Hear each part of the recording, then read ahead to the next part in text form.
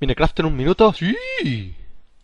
Talas árboles con los puños. Te construyes tu casa de mierda. Oh, ¿qué es esto? Tenemos que hacer picos. Hacer picos, coño. Sí, eso es. Te creas un puto pico. Te ataca una araña. Empiezas a picar. Picas y picas y picas y picas. ¡Oh, qué guay, piedra! Deja de jugar a esta mierda, por favor. Vamos a hacer antorchas, que está muy oscuro. ¿Para qué quieres luz si solo vas a ver una mierda de gráficos? Que te follen. ¿Ahora qué? ¿Más piedras? ¡Más piedras! Sí, porque con eso podrás hacerte un pico de piedra. ¡Qué bien!